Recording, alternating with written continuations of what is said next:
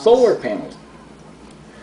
And this is you, really, at some... Lake Gaby. Lake Gaby. I think we moved back to Lake Gaby. Right. This is the first house we bought, I think, in San Diego when we came to San Diego. Yeah. And then we moved back in to try to sell it. Right. Like in 1980s or 79 or 80 or something. Right. And it's 8454. Oh, right there it is. 8840 Lake Gaby. There we go. That's the address. Yeah. 8840 Lake Gaby. And a sign says for sale by owner. So I'm having you go in and out and take a picture. And that's the house. And then this is the street. Yeah. And this is near the corner. And there's our van right there. There's a yellow van parked across the street. Yeah. And these are the houses of the area, the neighborhood. And it's near the corner of Lake Gaby and Navajo and Lake Murray. Yeah, Lake Murray. Yeah. Lake Murray is a main street and Navajo was a main street. In San Diego, this had a San Diego address. And oh, this is another property. No, this wasn't Lake Gaby. It No. was Park Brook. Park Brook. Not Park Brook, but the other road. Right. Oh boy, in Spring Valley. Yeah. We own that property too, 8845. So 8840 was, oh the boy. one across the street. We own both those houses. Yeah, with Kirsty. Right. Yeah. And for investments. Yeah, it wasn't Lake Gaby. No, Take wasn't that Lake back. Gaby. Take that back. 8840. Oh boy, whatever. It's not Park. Was it Park Brook? I don't think it was Park Brook. It was No. something else. Something else, right. It was. Del something. Yeah, Del something. That's right. We had another house nearby, a few blocks away, Yeah. that we owned as an investment. I did a really good deal on that one. 910 Park Brook. Yeah. One of my first things I got from another, from what's his name, the realtor, Art. Art Marcone. Marcone. And he led me onto this one at 910. He says a guy wants to get out of town. He just wants to get rid of it. Just give him a couple thousand. You can have the house. And I did, and he did, and we were happy and fixed up the house and made a fair amount of money on it. Yeah, this was the one we owned with Kirsty. With Kirsty, partner. Two of them we owned with her. Right. And they were on the same street, and they were like across from each other. They were across from each other. But I forgot the name of the street, but I remember painting this one up on the inside. 8840 and 8845. We bought those two houses and another one. I think we bought a third house even. I think so too, and we rented them out. We rented this one out to a guy from Texas that turned out to be not so good tenant, and then the one across the street we rented out to Mexicans. Right, exactly. And they always paid. Right. Now this is a house on Drew Lane. Yep. Drew Lane, and this is the condition that was in when I bought it. And it was a veteran guy and his girlfriend. And they bought this house, and within months after they bought the house, they split up. Yeah. And I just stumbled across it by handing out flyers or something in the neighborhood. Just the condition it was in. It was a fixer-upper. Yeah.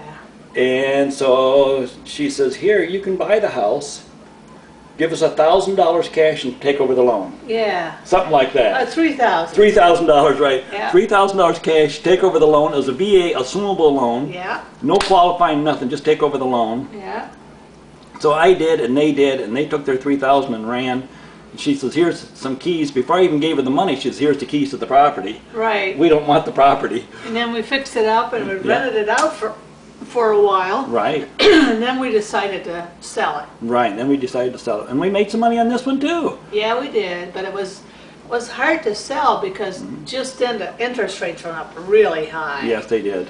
But we had an assumable 7% loan. But, Right. But when Jimmy Carter became president, then all of a sudden interest rates went like sky high. Right. And so it took us a while to sell it. Right. But we did sell it. We did sell it, and what helped was because it had that 7% assumable loan on it. Yeah. And somebody could just pay us so much cash down and buy us out and take over the loan. Right. And the house was in horrible shape. This is what I'm showing, all these just different things, mold and different things to fix up, and trash all over the property, just all different kinds of trash. And when we held open houses, then Doug worked the clients that showed up at this house. He went and sold them other things. Right. went and sold them other properties. Like in Chula Vista. Yeah, sure, right. And you actually made a few sales. Yeah. Pretty good sales. Off this property from clients that I dug up. Yeah.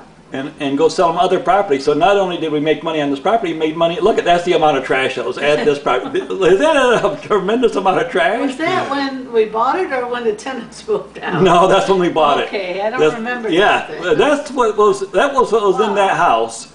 Was that amount of trash right there?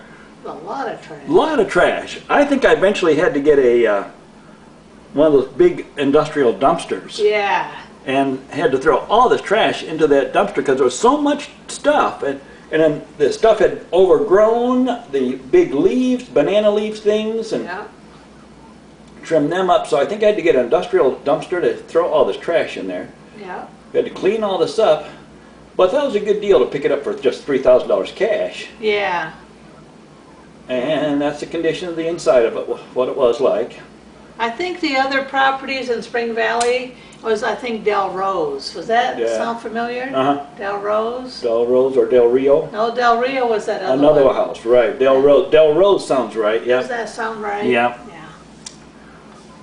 And then this one, but this was a fixer-upper, but that was the name of the game in California. You got fixer-uppers. Yeah. And you fixed them up, and then when they're in good condition, you'd sell them. Now, eventually I sold this to somebody that lived nearby. Yeah, yeah. Because I took flyers, I would take like 500 flyers and drop them off at every house, every apartment building, every apartment anywhere in that neighborhood. Yeah. And I would just walk and do that for days and days and days on end.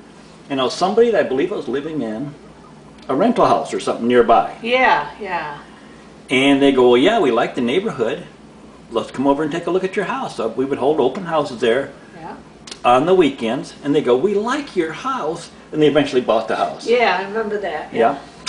There was a guy, maybe even on the same street, I don't remember. Yeah, so nearby, yeah.